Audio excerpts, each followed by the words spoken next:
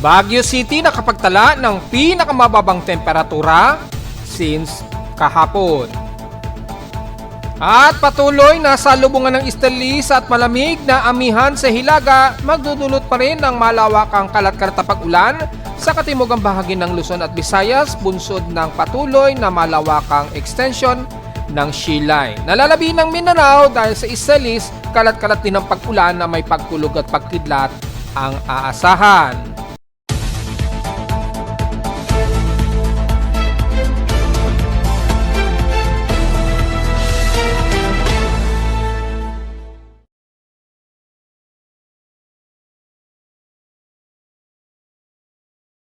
Hello, good morning mga folks. Welcome po muli sa ating Daily Weather Bulletin at Analysis para sa ikalimang araw na ng Enero 2026. Ang oras sa ating boss may maga, alas 11:16 na ng umaga. Grabe na ang ginaw na nararamdaman natin sa Metro Manila, lalo na sa hilagang bahagi ng Luzon.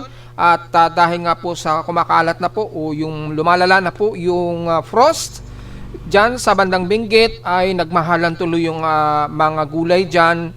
At gaya nga po na sinabi natin nung nakaraang buwan ay kumahari bago mag highest peak ng lamig dyan sa Benguet ay dapat maangkat na po natin yung mga gulay natin para hindi maapektuhan masyado. Pero dahil may mga iba na hindi pa naaani o hindi pa pwede kasing anihin na inabutan nga po ng ganito kalamig na nagdulot po ng frostbite sa mga gulay, ay expected magtataas po ng gulay ng repolyo, kagaya na ng repolyo, cauliflower, broccoli, yan yung mga sa mga malalamig na lugar kasi itinatanim yan. So asahan po magtataas po ng mga presyo niyan. So wag na po tayo magtaka kung bakit aabot na naman sa more than 100 ang halaga ng isang repolyo. Posible po yan from 80 pesos siguro. Yan lang approximate ko lamang mga folks. Pero sa lagay ng panahon, makikita natin ang kalat-kalat na pag-ulan base sa Doppler radar imagery. So sisilipin natin ng malapitan. Yan. Kung mapapansin natin, medyo gloomy ang Metro Manila at may mga ilang water vapor tayo, although mga light drizzle rain ito o light drizzle water vapor, hindi masyado klaro sa Doppler radar. Pero malinaw naman sa Doppler radar imagery sa may bandang Bicol region ay nakakaranas sila na ngayon ng kalat-kalat na pag-ulan. Kabilang na ang Catanduanes at ilang bahagi ng Camarines Sur, Naga, kabilang na rin ang bandang Dayet, Camarines Norte, and the rest ng bahagi nga po ng kasama ng Iriga, yan, Legazpi. Ingat na lamang po sa mga kababayan natin dyan dahil magiging kalat-kalat po at tuloy-tuloy pa rin tayo makakaranas ng pag-ulan sa halos buong Southern Luzon area. Siyempre ang Visayas hindi tayo lusot dahil sa magiging alanganin yung pagitan ng sea line po dyan. So yung water vapor na mag-accumulate dyan sa may bandang Northern Visayas at Central Visayas, expected po ang kalat-kalat na pag-ulan na may pagkilat at pagkulog at lalo na sa parte po ng Mindanao. Although hindi masyado klaro dito sa Doppler radar imagery, pero maliwanag naman po na masyadong accumulated po yung water vapor dahil po sa sea line. Dito sa ilagang bahagi ng Luzon, magiging maulap pa rin po tayo lalo na sa silangan ng Cagayan Valley. Expected po na very gloomy tayo dyan at hindi maiiwasan ang kalat-kalat din na pag-ulan. Base naman sa data feed ni Pag-asa sa rainfall advisory nakataas sa Southern Luzon nga po, binanggit na natin, kabilang ng Camarines Norte, Camarines Sur na, hanggang dyan na yan sa may bandang San Jose na at Gatchio Torena yan. Siyempre kasama na yung mga nabanggit natin kanina sa may bandang Legazpi, Iriga.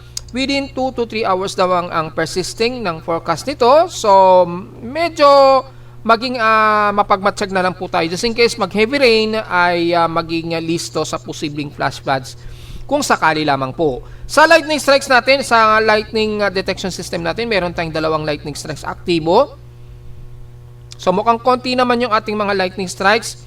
Pero sa katimugan expected sa bandang hapon pa rin o gabi ay makulog at magkidlat, especially sa may bandang Visayas at Mindanao po mga folks.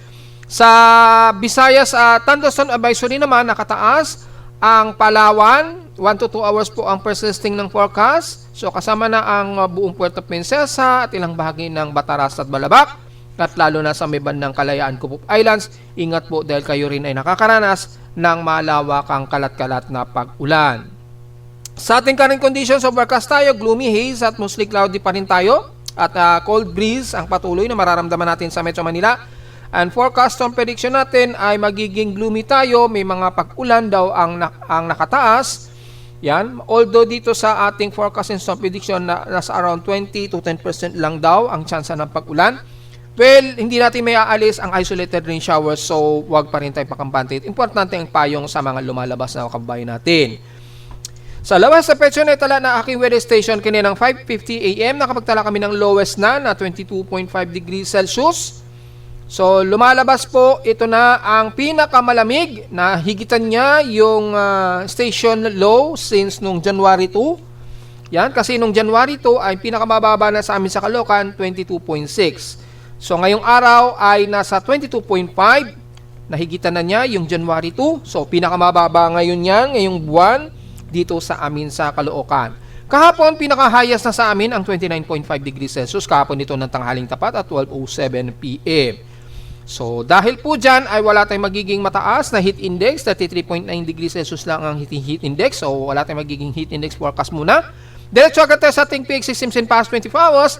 Pagdating naman sa mataas na temperatura, ang Cotabato ang may pinakamataas na 33.4 degrees Celsius ang naitala. Na highest air temperature, well obvious naman mas magiging mas mainit actually sa may bandang Mindanao po. Sa lowest temperature sa bansa, nangunguna po ang Baguio, pero syempre pinakamababa sa bansa ang Atok, Benguet, matik na yan, mga nasa 10 degrees na siguro yan o 11 degrees Celsius, pinakamababa yan. Pero sa ating PH extremes, ang lowest ay Baguio City po. Yan, so 13.6 degrees Celsius, grabe ang ginaw dyan sa Baguio City. So balot na balot ngayon sa jacket ang mga kababayan natin sa Baguio City. At ingat na lamang sa mga may biyahe, di asahan natin na halos nagsi-zero visibility kapag mahamog po ang paligid. So kung titingnan natin dito, ang kasunod ng Baguio ay ang Basco Batanes na may 18.5 degrees Celsius. Then Tanay, nasa 18.6. Sa naman, sa Science Garden sa Quezon City, opisina ni Pag-asa, 22.4 degrees Celsius. Pinakamababa ng 0.1 degrees Celsius kumpara sa amin sa Caloocan. So, mas mababa si Pag-asa na 22.4 degrees Celsius daw ang lowest temperature sa kanila. Sa amin sa Caloocan, 22.5 degrees Celsius na pinakamababa sa amin sa Caloocan. Sa Quezon City, ang pinakamababa kay Pag-asa ngayong buwan ay 22.4 degrees Celsius. So, mas mababa sila ng 0.1 kumpara. Difference namin is 0.1 dito sa amin sa Caloocan. So, kung mapapansin natin, halos dikit lang ang lamig dito sa Caloocan at sa Quezon City. Titingnan naman natin ang ating outside humidity. Well, katamtaman tayo na 77%. Tumaas ito ng 3% since last hour.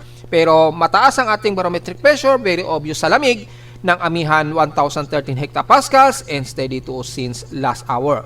Pumapalo pa nga yan ng 1,014 kaninang madaling araw. Umabot ng 1,014 hectopascals yung high pressure area dito sa Caloocan. So, normally yan kapag ganito ka cold and dry.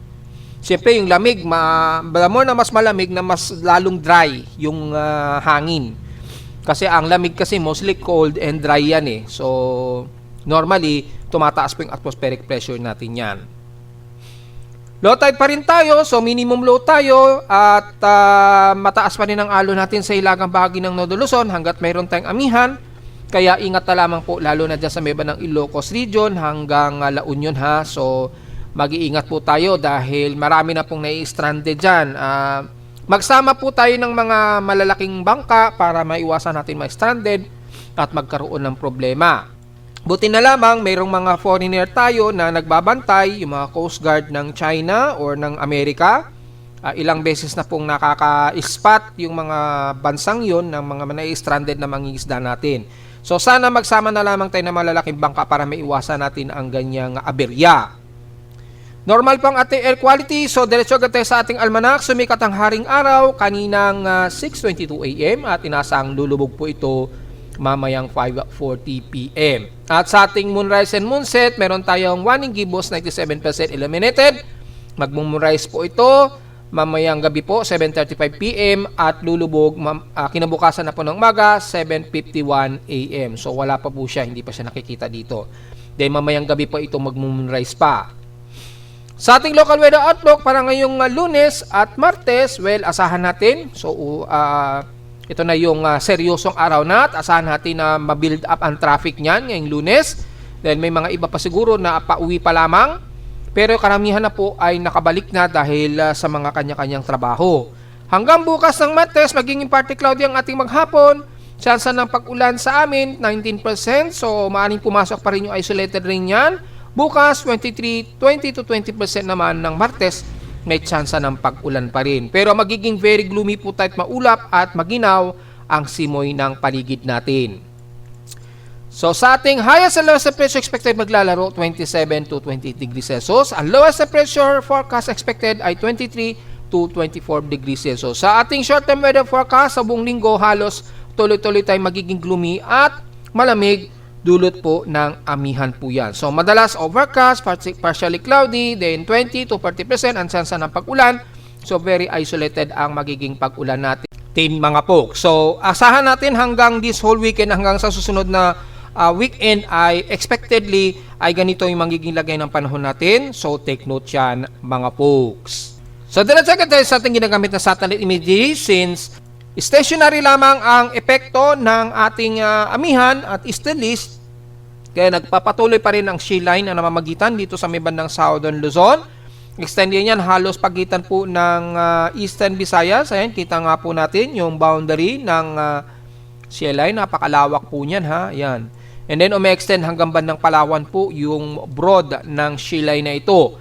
Kaya napakamaulap po ang parte nito ng Luzon, kabilang na ang Cagayan Valley, Ilocos Region. Hanggang dito na yan sa may bandang Isabela na po yan, kasama ng ilang parte ng Benguet nga po. Yan, Ifugao, Mountain Province, magiging maulap po tayo, very gloomy pero kasama ang malamig o cold breeze. At partly cloudy to, mostly cloudy din ang nararamdaman ng mga taga-Pangasinan at Zambales. Although at least mas manipis ng konti yung kaulapan dyan, patuloy pa rin na magiging mostly cloudy ang maghapon natin, kabilang ng Pampanga, Bulacan, Metro Manila at Calabarzon area na. Rest ng Southern Luzon, kabilang na ang buong Bicol region, nabanggit nga po natin, mataas ang kalat-kalat ng pag-ulan dyan. Mula Catanduanes, Camarines Sur, Legazpi, Sorsogon na po yan. At dito naman sa may bandang boundary ng Quezon Province ng Camarines Norte, patawid na yan ng bandang Atimonan, Quezon hanggang Guimaca. Yan, Kalawag, maging ang bandang Katanawan, sakop ng Quezon Province, ay napaka-gloomy at maulap po tayo. Expected ang kalat-kalat pag-ulan sa maghapon. The rest naman ng Mimaropa, magiging maulap din tayo at moderate to heavy rain showers naman sa may bandang dulo ng Palawan, kabilang na ang Puerto Princesa, Batarasa, Balabac. Ingat po sa heavy rain showers, nakataas po tayo na heavy rain potential po dyan. Ayan, ingat po sa mga pagbaha, kabilang na ang Kalayaan Group of Islands. Yan, yung mga isla natin dyan. Kayo ngayon ang nakakaranas ng grabing ulan, ingat po sa mga pagbaha. At hindi naman sobrang lamig ang nararamdaman ninyo dyan, katamtaman lang, kaya medyo ingat din lalo na sa mga inuulan ngayon sa Palawan. Sa buong Kabisayaan naman, ang Panay Island at Negros Region, magiging maulap din tayo. Asahan ang isolated and scattered rain showers and localized thunderstorms, kabilang na ang area ng Cebu, Bohol, hanggang Northern Leyte na po yan. Southern Leyte, parte ito mostly cloudy tayo at Eastern Samar, pero sa hilagang bahagi ng Northern Samar, sakop ang Lawang, hanggang Bobon at San Isidro, medyo clusterized heavy rain showers po tayo dyan, so ingat na lamang sa biglang sudden rainfall at Silvero Lobos. Yan, medyo nakakaranas kayo ng mga moderate to heavy rain showers po dyan. Ingat po, kabilang ng San Jose de Buan at mula sa Oras Dolores hanggang Borongan Eastern Samar, maulap po tayo hanggang Gian Eastern Samar, asahan ang mga kalat-kalat na pag-ulan na may pagkidlat at pagkulog. So very gloomy rin ang bahagi ng Visayas, dulot po ng trough ng shear line. At mula naman sa bandang Mindanao, ang buong eastern sections ng Mindanao, mula Surigao del Norte, Caraga, o halos buong Caraga area, Agusan del Sur, hanggang dito na yan sa Davao del Norte, Davao de Oro. Yan, magiging maulap tayo at kalat-kalat din ang pag-ulan na may pagkilat at pagkulog. Ingat na lamang sa biglaang sudden downpour po dahil mas humid po ang panahon sa inyo dyan. At dahil sa pestrap sa silangan dagat Pasipiko, expected ang pag-ulan dulot ng accumulated ng easterlies dito. So magkakaroon ng accumulated easterlies na magbubunsod po ng mataas na water vapor sa silangan ng Mindanao na mag-aabot yan sa ilang bahagi ng Davao Region, mula dito sa Davao del Sur at Davao Occidental. At sa Sorcia dyan naman ang kasama ang sa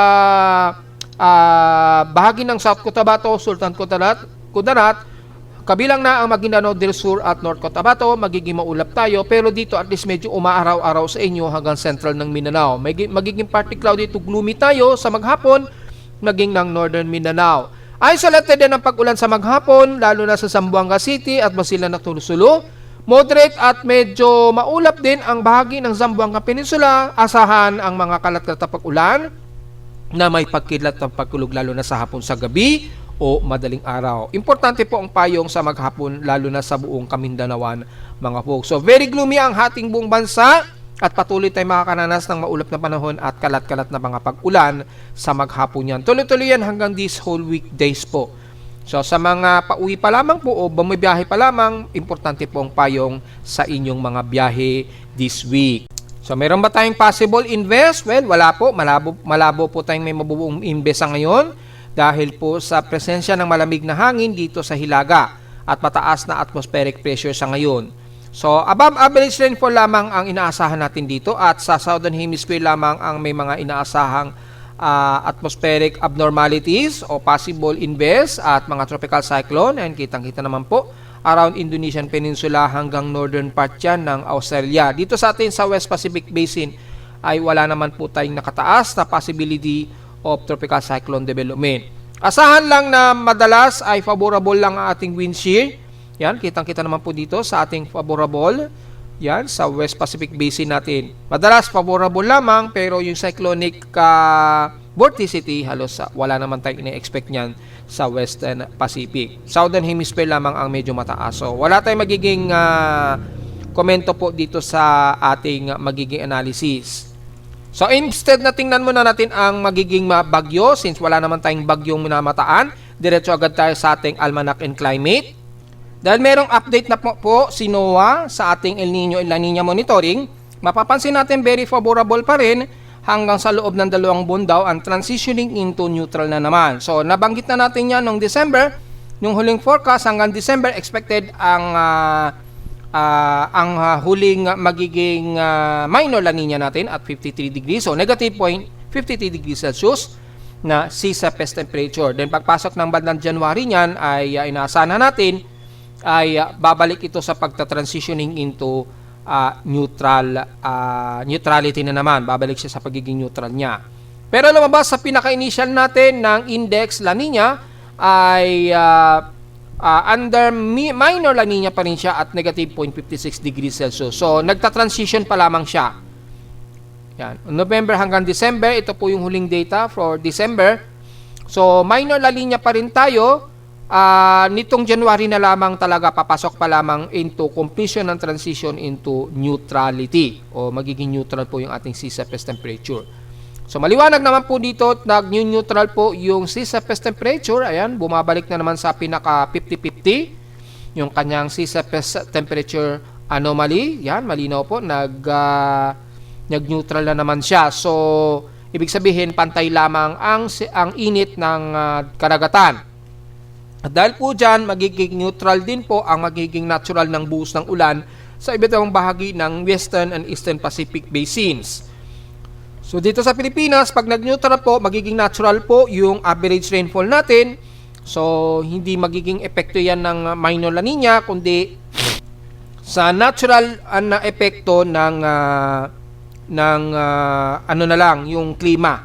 Yan, yung transformation ng water vapor at yung pagbuhos ng ulan. Hindi yan makaka-apekto masyado dahil neutral naman ang sea surface temperature natin. Sa ulat lindol naman, well, mukhang kalmado naman ang ating seismograph dito sa Caloocan. Wala namang masyadong nadedetect na medyo malakas-lakas sa pag-inig. Although may mga minor fluctuation ng earthquake ang nadedetect. Mga pahinahinang mga fluctuation, yung mga ganyang spot. Yan, yung itinuturo ko ng aking mouse. Yan. Yan, yung mga ilang mahihinang mga lindol yan sa iba't ibang bahagi siguro ng bansa. Well, malalaman natin sa short period na detection mula sa data feed ni PBOX. Well, mula kaninang madaling araw, so far, wala na mga magnitude 4 na nadedetect. Kalimitan, mga ilang aftershocks o mga tuloy-tuloy na shocks dyan sa may banang Manay, Davao Oriental at Bogu, Cebu pa rin. Pero wala namang so far na magnitude 4 na nadedetect. So, ibig sabihin tuloy-tuloy pa rin na magalaw ang bandang southeastern Mindanao at bandang Cebu po. At dahil wala namang masyadong latest na malakas-lakas sa pagyanig, diretso agad tayo sa ating historical earthquake data. Kung nakakailang total earthquake na tayo. Dahil kahapon, hindi tayo nakapag-ulat din. Medyo busy po ang inyong lingkod. But since stationary lang ang ating panahon, yung ulat natin kasi halos parang mauulit lang, kaya ngayon na tayo nakapag-ulat din. So mula sa month of January, kung makikita po natin dito, yan. So ang total earthquakes natin ngayon ay 142 earthquakes, 134 sa magnitude 2.0 pataas, 6 sa magnitude 4 at 2 magnitude 5 for January. So sa kasalukuyan ay 142 pa lamang po yung ating total earthquake. So medyo konti pa lamang mga folks. At yung magiging graph ng data, antayin natin mag-load. So, kukunti pa lamang. So, ito po yung 2026. Ito, 189 yung total earthquake.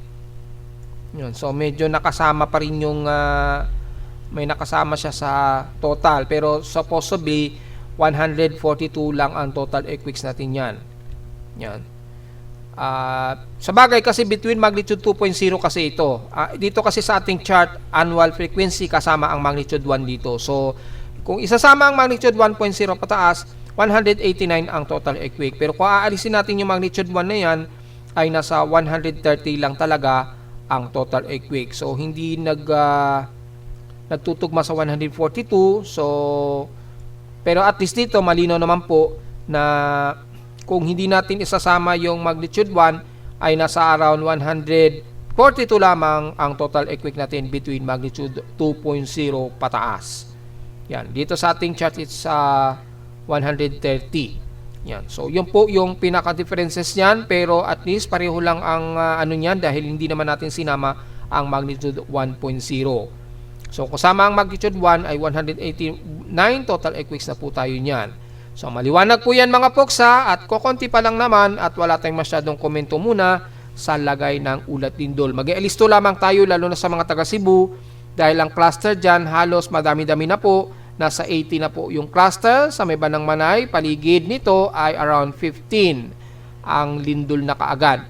Sa bandang Surigao naman ay 25. Mas marami sa may bandang Surigao del Norte at Surigao del Sur. So mag-ingat pa rin po tayo mga folks dahil lalo na sa patay ng Luzon, masyadong tipid. Posibleng mag-build up o nagkakaroon ngayon ng malaking build up ngayon na enerhiya dyan. Anytime pwedeng mag-rupture yan at magdudulot ng mas malakas na pagyanig. Anytime, hindi naman kasi natin napipidik ang lindol. At narito naman ating 3-day to the weather forecast para sa araw ng Lunes, January 5, 2026.